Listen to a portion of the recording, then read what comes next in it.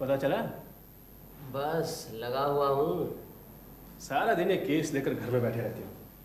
कभी कभी बाहर की हवा भी तो खानी चाहिए। कई दिनों से केस उलझा पड़ा है, बस एक बार सुलझ जाए, इस जालसाज को गिरफ्तार करवा दूं, फिर दार्जिलिंग चलेंगे हवा खाने। आज मैं कुछ नहीं सुनने वाला। अरे पूरा एक हफ्ता हो गया घर में बैठे हो, चलो कहीं घुमाते हैं। अजीत लेकिन ये नहीं नहीं, लेकिन कुछ नहीं। अरे एक डेढ़ घंटे में तुम्हारा ये जालसाज कहीं भाग थोड़ी जाएगा। चलो। अच्छा चलो।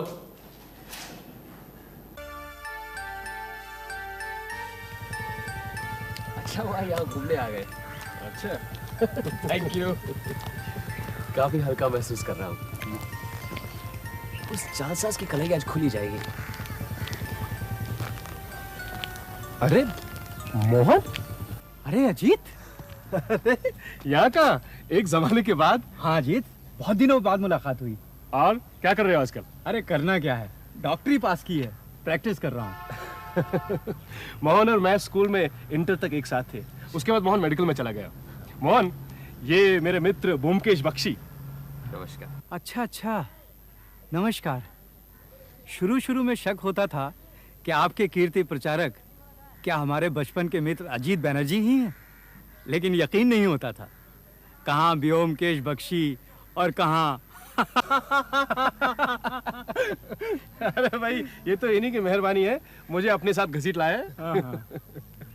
और कहाँ जा रहे हो? बस यूं ही जरा, वैसे कोई खास जल्दी नहीं है। अरे तो फिर चलो एक साथ थोड़ी सी हवा खा लेते हैं। हाँ आओ। चलो। और रहते कहाँ हो? पहले तुम बाग बाजार रहते थे ना? हाँ, अब इधर ही रहता हूँ, पूर्णदास रोड पर। अच्छा। कभी आओ ना, आप भी आइए ना। अरे ब्योमकेश को फुर्सत कहाँ है, आज तो इन्हें बड़ी मुश्किल से घर से घसीट के लाया हूँ मैं।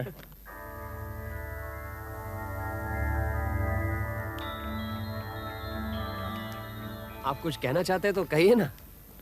वो सोचा इतनी छोटी सी बात के लिए आप जैसे व्यस्त आदमी को क्या परेशान करूं। अरे कहो ना, क्या बात है, कम से कम कुछ दिनों के लिए इन्हें उस जालसाज से छुटकारा तो मिल जाएगा। कौन जालसाज? है कोई, लेकिन बहुत परेशान कर रहा है। तुम कहो क्या बात है? मेरी बात सुनकर ब्योमकेश बाबू हंसेंगे। अगर हंसने की बात होगी तो जरूर हंसेंगे।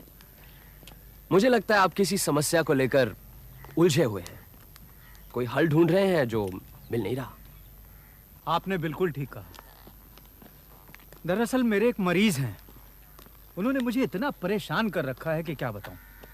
मुझे ही क्या, सारे घर वालों को तंग कर रखा है, किसी की कुछ सुनते ही नहीं। मोहन, ऐसा करते हैं, वहां वो बेंच है ना, उस पर बैठते हैं, वहां बैठ के तुम सब कुछ खुल के कहो। आओ ब्योमकेश। हाँ आप बोलो। यहाँ के एक बहुत बड़े रईस हैं, महीने में करीबन 40,000 की आमदनी है, और भी चारों तरफ बहुत जायदाद है। इसी परिवार के कर्णधार हैं नंद दुलाल बाबू, यानी मेरे मरीज। अब 55 के होंगे, लेकिन देखने में 70 के लगते हैं। जैसे जैसे उम्र बढ़ती जा रही है, वैसे वैसे चिड़चिड़े, बददिमाग, उजड़ और कुरूर होते जा रहे हैं। सच, इतना नीच स्वभाव का आदमी मैंने कभी नहीं देखा। अपनी जवानी में काफ़ी अय्याशी कर चुके हैं, और वही सब कुछ अब इस उम्र में भी करना चाहते हैं, लेकिन शरीर ने जवाब दे दिया है, कुछ कर नहीं पाते। इसलिए सारी दुनिया से नाराज हैं, और अब बिस्तर में पड़े रहते हैं, चलने फिरने की भी ताकत नहीं रही। अभी तक जिंदा कैसे हैं, यही ताज्जुब की बात है। वैसे कोई ताज्जुब भी नहीं, लोग तरह तरह के नशे करते हैं, शराब, गांजा, चरस, कोकेन, लेकिन कभी मकड़ी के रस का नशा करते सुना है? मकड़ी का रस? ये कौन सा नशा है? एक तरह की मकड़ी होती है जिसके शरीर से यह जहरीला रस पीस कर निकाला जाता है। तरंतुला डांस। किसी जमाने में स्पेन में इस मकड़ी की चुभन को लेकर लोग बेतहाशा नाचते थे। एक तरह का उत्तेजक जहर है, लेकिन हमारे मुल्क में किसी को इस्तेमाल करते नहीं सुना। बिल्कुल ठीक, तरंतुला। साउथ अमेरिका में स्पेनिश बोलने वाले इलाकों में यह नशा बहुत प्रचलित है। तरंतुला रस एक तीव्र घातक जहर है, लेकिन थोड़ा थोड़ा लेने से शरीर की नसों में ताजगी आती है और उत्तेजक का काम करती है। हमारे नंदुलाल बाबू अपनी जवानी में यही नशा करते थे, लेकिन आज जब उनका शरीर जर्जर होकर टूट चुका है तो वो ये नशा छोड़ नहीं पा रहे हैं।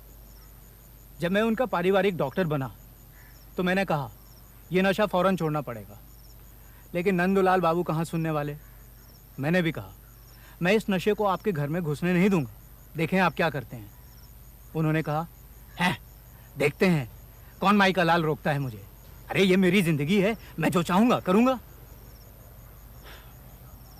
हालांकि उनकी पत्नी और उनके 2 लड़कों ने उनके पर पहरे बिठा रखे हैं और वो खुद भी पंगु होकर बिस्तर में पड़े रहते हैं, लेकिन पता नहीं कैसे इस तमाम रोकथाम और सतर्कता के बावजूद वो मजे से ये जहर पिए जा रहे हैं। पता नहीं इस शख्स को कहां से और कैसे ये मकड़ी का रस मिल रहा है। यही हमारी समस्या है। अगर आप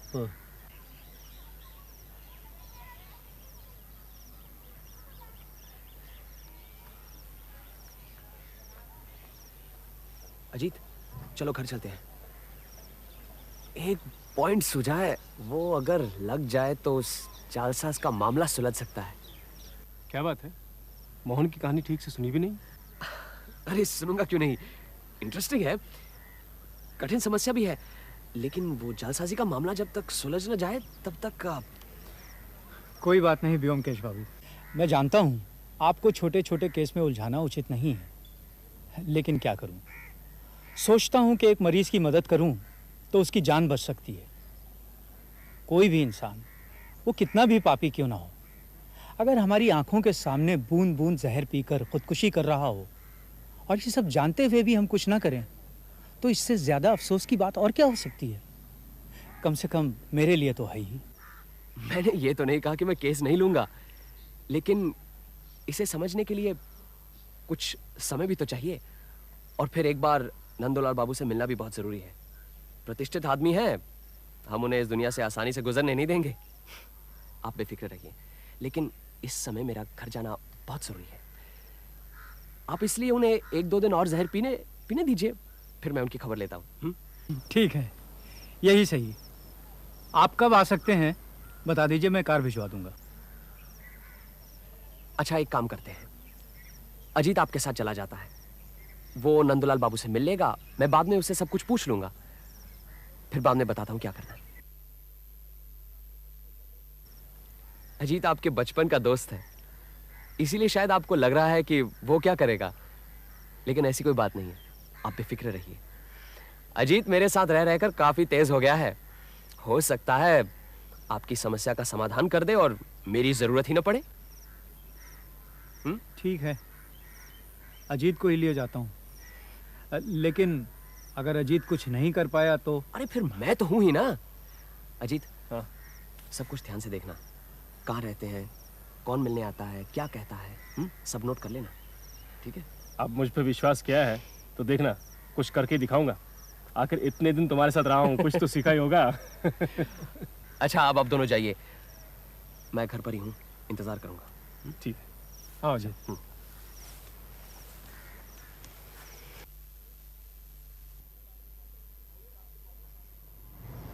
आइए डॉक्टर बाबू, हम आप ही का इंतजार कर रहे थे।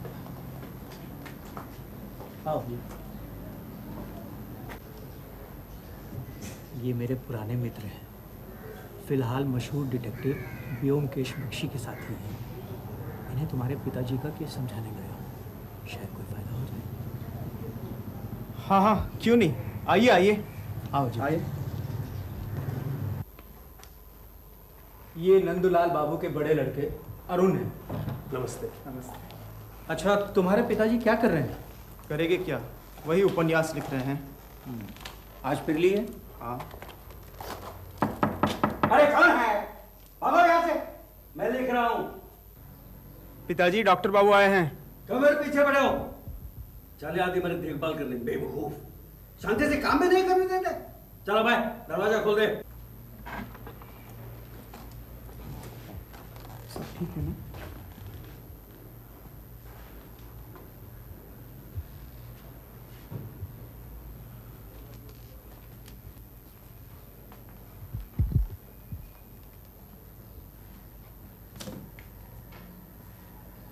क्या लिख रहे हैं? अबे डॉक्टर, किसको पकड़ के लाए?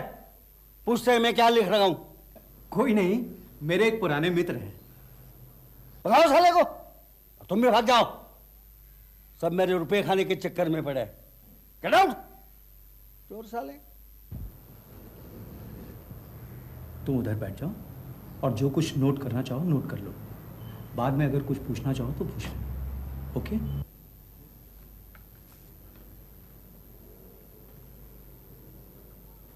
आज फिर नशा कर लिया? हाँ हाँ कर लिया, और भी करूंगा। किसी के बाप का खाता हो क्या? अरे इसमें आपका ही नुकसान है नंदुलाल बाबू, किसी और का नहीं। मगर ये सब समझने की आप में अकल कहाँ? हाँ? अरे नशा कर करके आपने अपने भेजे के 12 बजा दिए। भेजे के 12 बजा दिए हैं? तुम्हारे भेजे में तो काफी अक्ल है ना, फिर क्यों नहीं कुछ पकड़ पा रहे हैं? चारों तरफ पहरा बिठा दिया है, फिर भी कुछ नहीं कर पाए हैं? बोलो, आज एक नया बांगलू ले आए, वो क्या करेगा? उसके खोपड़ी में क्या तुम्हारी जैसी अक्ल है? बोलो। ओ, क्या देख रहे हो इधर उधर? हैं? कुछ नहीं मिलने वाला है। आपसे तो बात करना भी झक मारी है। कीजिए जो मन में आए। वो तो करूंगा ही। है कोई मुझे रोकने वाला? 2 डॉक्टर आ गए। अरे डॉक्टरों की फौज बुला लो, फौज, फिर भी कुछ नहीं मिलने वाला।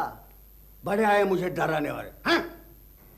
देख लिया ना, ये मुसीबत है। कुछ किया जा सकता है? लेकिन ये सब लिख क्या रहे हैं? अरे सब बकवास, गंदी गंदी गालियों से भरी दुनिया भर को हिदायतें। ये अपने आप को बहुत बड़ा साहित्यिक समझते हैं, उपन्यासकार। कभी लाल स्याही से कभी काली स्याही से अनाप शनाप लिखते रहते हैं। ये समझते हैं कि कलकत्ते के सारे संपादक बेवकूफ़ हैं, क्योंकि वो इनकी कलाकृति लौटती डाक से वापस भेज देते हैं। कोई नहीं छापता। क्या पट्टी बढ़ा रहा है? हैं? और आप हजरत, अब है कौन? हैं? मेरे घर में घुस आए? ये क्या धर्मशाला है? भागो यहां से। यहां ज्यादा होशियारी झाड़ने की जरूरत नहीं, समझे? चुपचाप यहां से चलते बनो, मैं तो धक्के मार के निकलवा दूंगा। दुनिया भर के चोर उचक्के बदमाशों ने डेरा डाल रखा है मेरे रुपयों को श्राद्ध करने।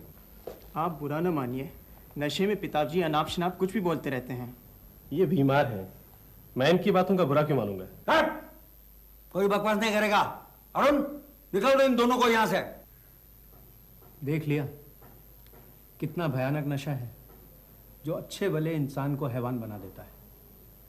ये क्या लिखते हैं, देख सकता हूं? हाँ हाँ, जो मर्जी आए देखो। ये सिर्फ चिल्लाते रहते हैं, उठ नहीं पाते। इनकी सारी हिंसा सिर्फ जुबानी है।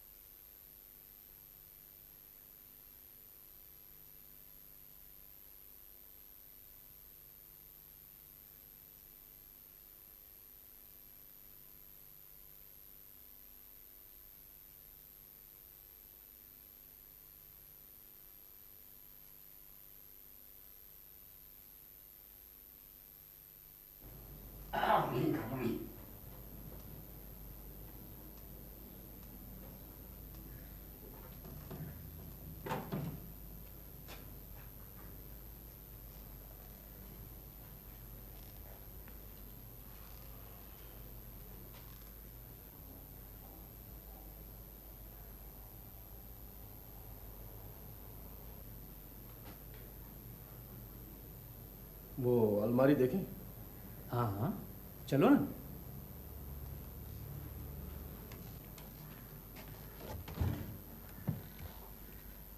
ये मेरी दी हुई दवाइयां हैं, लेकिन किसी से कोई फायदा नहीं हुआ। इतनी गंदी गंदी गालियां कैसे लिखते हैं? ये तो अमीर जोला को भी मात करते हैं। अरे रंगीले मिजाज के आदमी थे, अपनी सारी मायूसी लिखाई में ही निकालते हैं। देखो, ये आज आए हैं, नौकर से बोल के इनके लिए खाना बनवा देना। किसी तरह की। सुनो, तुम्हारे पिताजी इसका इस्तेमाल करते हैं? कभी देखा तो नहीं, इस्तेमाल करते तो खुशबू जरूर मिलती। कितने दिनों से हैं यहाँ? सालों से। अबे ओ नए डॉक्टर, चुपचाप वो गुलाबदानी रख दे, तेरे बाप का माल नहीं है।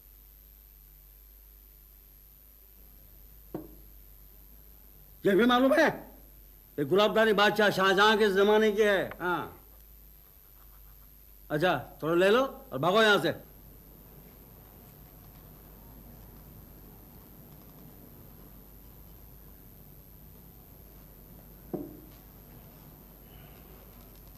और कुछ देखना है? वो उधर क्या है? बाथरूम, आओ।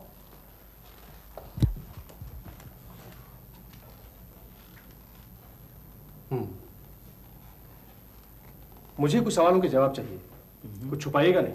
नहीं, पूछिए। आपने नंदलाल बाबू पर पूरी तरह से निगरानी रखी है? जी। 24 घंटे? जी। हाँ। निगरानी कौन कौन रखता है? अरुण, इसका छोटा भाई और माताजी बारी बारी से पिताजी के साथ रहते हैं। नौकर या किसी को उनके नजदीक आने नहीं देते। किसी ने उन्हें नशा करते नहीं देखा? नहीं, देखा तो नहीं, लेकिन जब नशा कर लेते हैं तो पता चल जाता है कि नशे में है। लेकिन कब और कैसे नशा करते हैं नहीं मालूम। यही तो मुसीबत है, कब करते हैं और कैसे करते हैं कुछ पता नहीं चलता। पहले सोचा बाथरूम में रखा होगा, वहाँ ले लेते होंगे, लेकिन बाथरूम के कोने कोने की तलाशी ले ली, वहाँ कुछ भी नहीं मिला। और फिर क्या बाथरूम भी अकेले थोड़ी जाते हैं, कोई ना कोई हमेशा साथ ही रहता है। नशे की चीज कैसी है, किसी ने कभी देखा है? पहले जब खुलेआम पीते थे तब देखा था। पानी या शरबत के ग्लास में 2-3 बूंद डालकर पीते थे। उस जैसी कोई चीज घर में है क्या? हमने घर की सारी तलाशी ले ली, कहीं भी कुछ नहीं मिला। फिर उन्हें नशा मिलता कैसे है? क्या पता, यही तो मिस्ट्री है।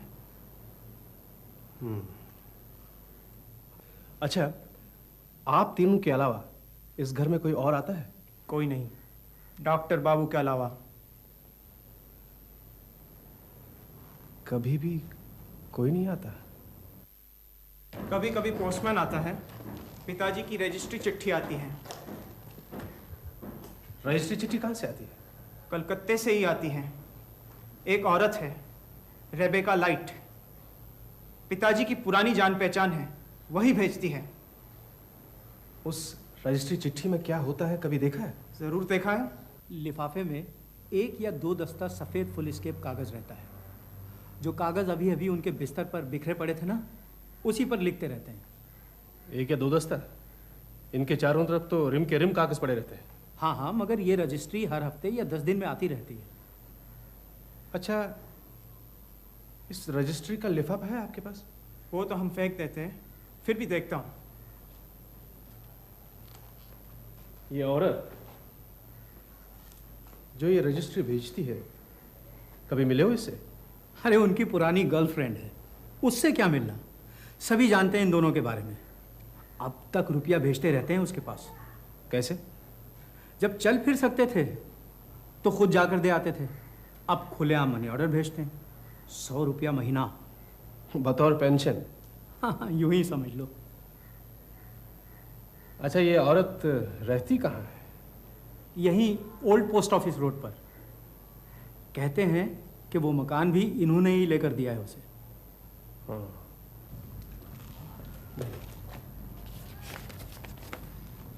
Miss Rebecca light. अच्छा, मैं अगर इस औरत से मिलूं तो तुम्हें कोई एतराज तो नहीं? नहीं नहीं, शौक से मिलो, लेकिन ये नशीली चीज़ें वहाँ से नहीं आती हैं, ये हमने पता लगा लिया है। फिर भी अच्छा, तुम्हें पूरा यकीन है कि इस लिफाफे में सफ़ेद कागजों के अलावा और कुछ नहीं होता?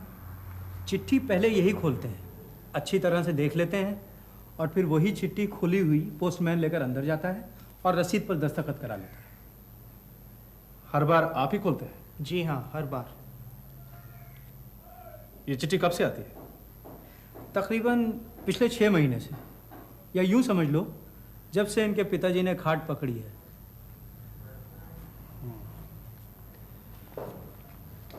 अच्छा, आप ऐसा क्यों नहीं करते? 4-5 रिम कागज आप खुद खरीद लें और इन्हें दे दीजिए, ताकि इससे रजिस्ट्री वजिस्ट्री का झमेला ही खत्म हो जाए।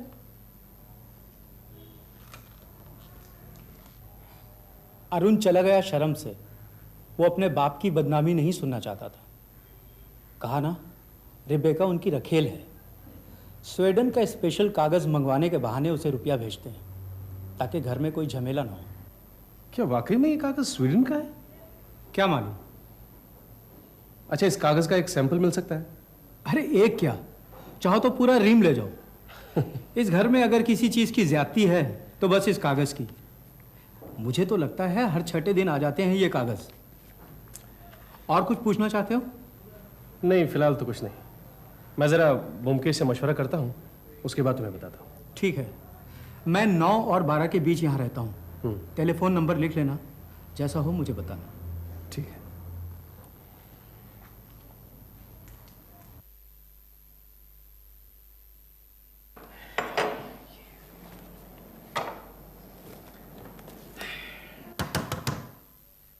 पुटीराम, जरा देखना तो।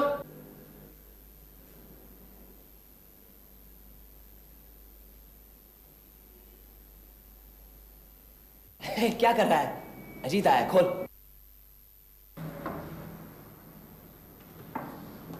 आओ अजीत आओ, बिल्कुल वक्त पर आए हो। जालसाज पकड़ा गया। अच्छा, बधाई हो। मामला क्या है? तुम तो इतने शौकीन नहीं थे, ये खुशबू कहां से लगा है? लगाई नहीं है। हाँ। ये जेब में रख कर लाया हूँ। अच्छा।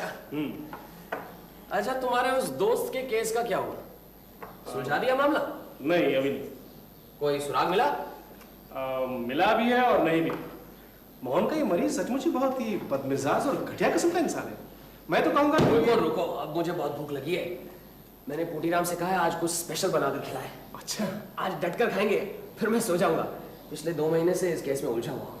फिर तुम सुबह अपने इस घटिया किस्म के आदमी के बारे में बताना मुझे। बिल्कुल, मैं भी बहुत थका हुआ। चलो पुटीराम, खाना लगाओ। ये लिफाफा, ये कागज और ये खुशबू, मेरे ख्याल से उस रुपहरी शीशी जिसमें से मैं ये सुगंध लाया हूं, उससे एनालाइज किया जा सकता है। शायद कुछ मिल जाए। क्या मिलेगा? मकड़ी का रस? सुगंध बढ़िया है। हो सकता है नंदूलाल बाबू खुशबू के बहाने 1 मील दूर से जिसकी सुगंध आती है उसे कोई छुपा कर रख सकता है? फिर नंदूलाल बाबू खुशबू लगाते हैं, इसका कोई सबूत है तुम्हारे पास? नहीं, ऐसा कोई सबूत मिला नहीं, लेकिन नहीं अजीत, कहीं और ढूंढो। किस तरह से चीज कमरे में आती है, किस तरह से नंदूलाल बाबू सबकी आंखों के सामने जहर मुंह में लेते हैं, ये सब सोच कर देखो।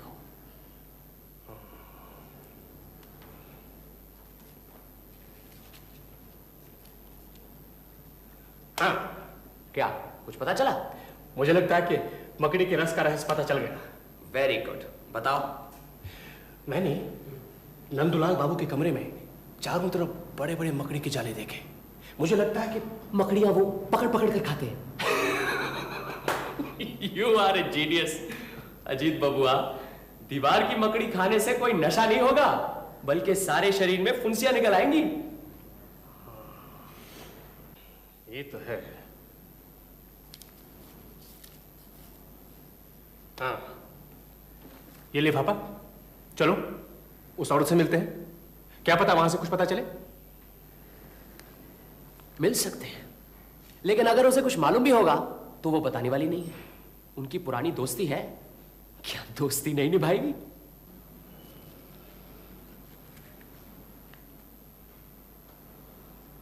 ये कागज, ये स्वीडिश कागज, हो सकता है इस कागज पर न नजर आने वाली स्याही से कुछ संदेशा भेजा जाता हो, जिसे पढ़कर नंदूलाल बाबू को नशे का पता ठिकाना मिले। अच्छा, मान लो ये भी ठीक हो, लेकिन नशे वाली चीज तो कहीं होगी। बिल्कुल ठीक। इस कागज से भी कुछ नहीं होने वाला।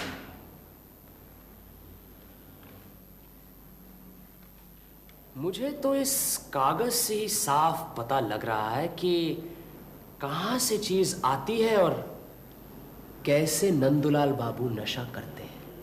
इस कागज से? कैसे? तुमने कहा हर हफ्ते ये कोरा कागज रजिस्ट्री से आता है। हाँ।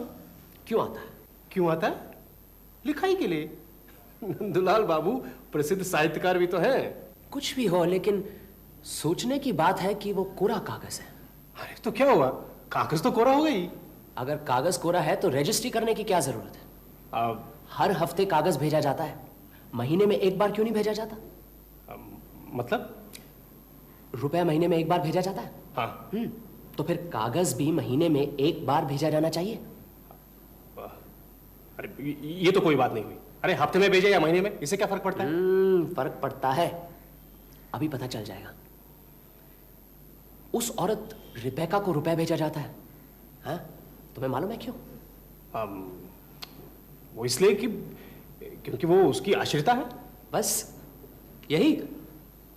क्या कोई और भी वजह हो सकती है? अच्छा, वो दिन रात गंदी गंदी बातें लिखते रहते हैं, मालूम है क्यों? मुझे नहीं मालूम, तुम्हें मालूम है? शायद मालूम है। एक और बात तुमने कही कि उनके पास 2 फाउंटेन पेन है, एक लाल स्याही का और एक काली स्याही का, ठीक? हाँ ठीक, लेकिन अब मुद्दे की बात तो बताओ। बताता हूं। अच्छा, तुमने नंदुलाल बाबू की जीभ पर गौर किया? जीभ? हाँ, जीभ। ये उसमें क्या गौर करना है? उनकी जीभ लाल थी या काली? ये क्या मजाक हो रहा है? मजाक नहीं, सारा दारोमदार नंदुलाल बाबू की जीभ के रंग पर ही है। तुमने कुछ गौर नहीं किया? जीभ लाल है, पीली है या काली, ये देखने की मैंने जरूरत महसूस नहीं की। तुम्हारे सारे ब्यौरे सुनने के बाद मुझे तो लगता है कि यही जानना सबसे ज्यादा जरूरी है। नंदुलाल बाबू के यहां टेलीफोन तो होगा ही, मालूम है नंबर? जरा वहां टेलीफोन करो। डॉक्टर मोहन नहीं तो उनका लड़का वहां होगा, जरा पूछ कर देखो।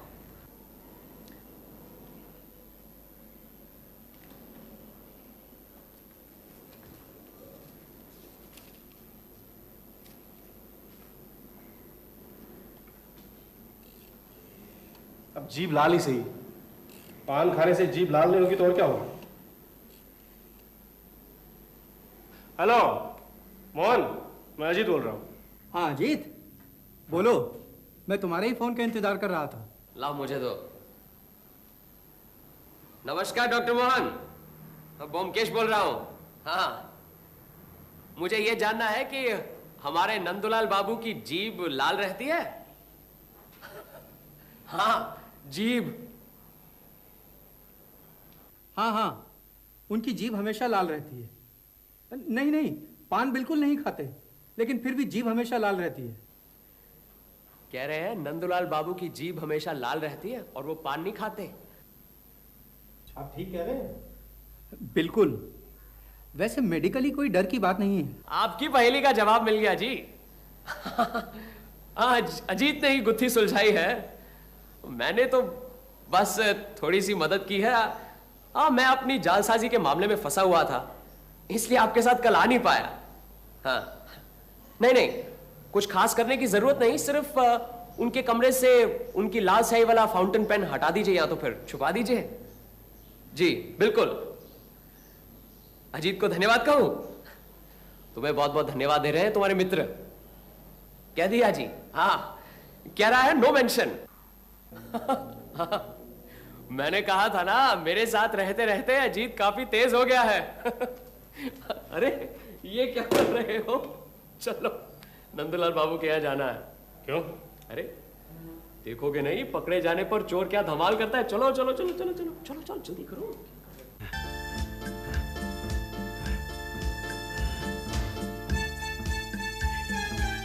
अरे अरे ये क्या बदतमीजी है? अरे मेरा लाल स्याही का फाउंटेन में ला फौरन। अरे डॉक्टर के बच्चे, तुझे मैं जूते से पिटवाऊंगा। अरे मेरी लाल स्याही लाओ ना। अरे साले, कल कहीं से एक पाखंडी को पकड़ लाया, साले को कुछ मालूम नहीं, और मेरी लाल स्याही वाली फाउंटेन पेन छीन लिए। अरे अरुण डॉक्टर, अरे मैं लाल स्याही पेन डॉक्टर अरुण। इनका बायां हाथ क्या इसी तरह कांपता रहता है? जी। पिताजी को कुछ होगा तो नहीं? नहीं, इन्हें नशे की चीज नहीं मिल रही, इसलिए परेशान है। ये विड्रॉल सिम्टम्स है। डॉक्टर बाबू, ट्रैंक्विलाइजर का इंजेक्शन तैयार रखिए, सो जाएंगे, मैं देखता हूँ। That's right. मैं इंजेक्शन तैयार करता हूँ। अरुण, आओ मेरे साथ। साले, बदमाश, चोर, लुच्चे, हरामी, इस डॉक्टर के बच्चे को मैं जिंदा नहीं छोड़ूंगा, जिंदा करवा दूंगा। अरे लाल शाही वाला पेन मैं रात पे। लाल स्याही वाला फाउंटेन पेन चाहिए? घबराइए मत, अभी दिलवाता हूँ। परेशान मत होइए, बस लेट जाइए। क्यों? लेट जाइए ना। आपको अपना नशा चाहिए ना? हाँ, मैंने इंजेक्शन में वही डाला है। लेट जाइए, लेट जाइए।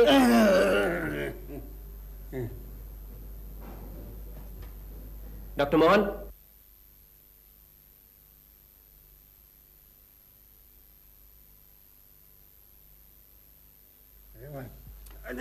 लेटे रहिए। लाल जाएगा पेन चला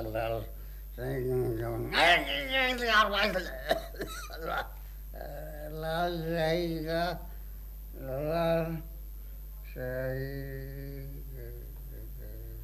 पेन लाल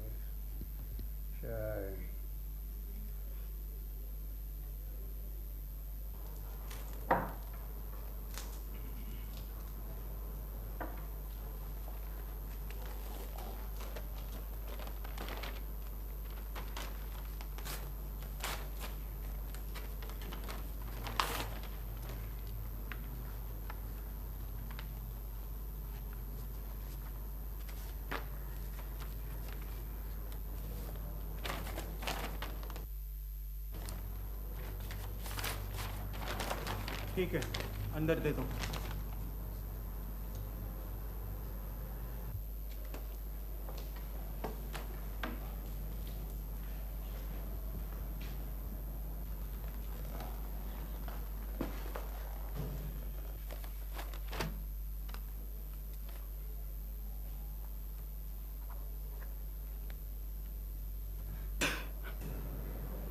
कब से चल रहा है ये सब? हुजूर मैं बहुत गरीब आदमी हूँ हुजूर। इस गरीब आदमी को कितने रुपए मिलते हैं इस काम के? जी 20 रुपए। कौन देता है? जी ओल्ड पोस्ट ऑफिस रोड के पास एक औरत रहती है हुजूर। और इस गरीब आदमी को पोस्ट ऑफिस से रिटायर हुए कितना समय हुआ? करीबन 2 साल हो गए हुजूर। मैं बाल बच्चे वाला आदमी हूँ हुजूर। हुजूर मेरी लड़की की शादी करनी थी हुजूर। पुलिस को खबर कर दो। हुजूर मैं मर जाऊंगा हुजूर। नहीं मरोगे। पुलिस को साफ साफ सब कुछ बता दो, मैं तुम्हें छुड़ा दूंगा। जाओ उधर जाके खड़े हो जाओ। अच्छा मालिक। अजीत, जरा नंदूलाल बाबू को वापस अपनी जगह पर सुला दो। आओ।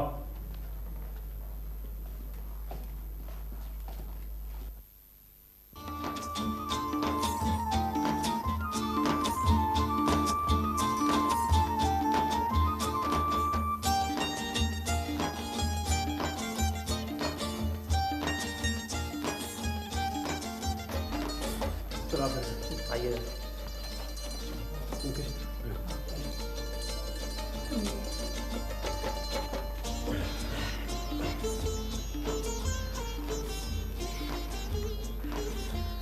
बस अब इन्हें जल्दी होश आ जाएगा। अच्छा हुआ पोस्टमैन आज ही आ गया।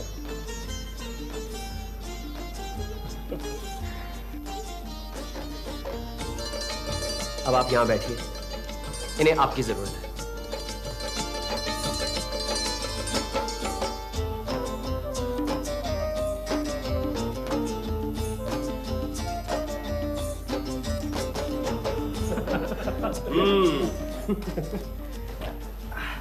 भाई एक बात बताओ, ये सब पता कैसे चला? अजीत, तुम ही बता दो, शुरू से तुम ही लगे हो इस केस में। हाँ बताओ ना। नहीं, तुम ही बताओ, तुम्हारे कहने का स्टाइल अच्छा है ना। बिगड़ते क्यों हो? ठीक है, मैं ही बताता हूँ। सीधी सी बात है, नंदूलाल बाबू के कमरे में 5 आदमी आते हैं। 5 नहीं 4, मैं, माता जी और ये 2 भाई, 4 हुए ना? जी नहीं, 4 नहीं 5। 5वां आदमी वो रजिस्टर्ड पार्सल लाने वाला पोस्टमैन। अब ये तो साफ जाहिर है कि उन 4 में से किसी ने नंदलाल बाबू को जहर तो नहीं दिया, इसीलिए सारा शक उस 5वें आदमी पर यानी कि पोस्टमैन पर पड़ता है। आप लोग ने लिफाफे की तहकीकात की, कोरे कागजों को उलट पुलट कर देखा, आप लोग समझते थे कि जरूर उस लिफाफे में ही कुछ होगा, लेकिन ऐसा नहीं है। असल में जहर पहुंचाने वाला लिफाफा नहीं, बल्कि उस पोस्टमैन का फाउंटेन पेन था। रजिस्ट्री करके कोरे कागज भेजने का मकसद ही यही था, ताकि वो पोस्टमैन नंदूलाल बाबू के कमरे में दाखिल हो सके। एक और गलतफहमी थी। आप सबको शक था उस औरत पर, जहां रुपए भेजा जाता था बतौर उसके पेंशन के। असल में मनी ऑर्डर भेजा जाता था मकड़ी के रस की कीमत और पोस्टमैन की फीस चुकाने के लिए। और नंदूलाल बाबू को लिखने का कोई शौक नहीं था, वो लिखते थे ताकि उनका नशा उनके पास रहे। जब जी चाहा लिखते लिखते लाल स्याही वाले कलम से थोड़ा सा चूस लिया, बस हो गया नशा। बहुत बहुत धन्यवाद व्योमकेश बाबू। उस दिन अचानक अगर आपसे मुलाकात नहीं होती तो हम तो ये रहस्य कभी नहीं जान पाते। ऐसा ही होता।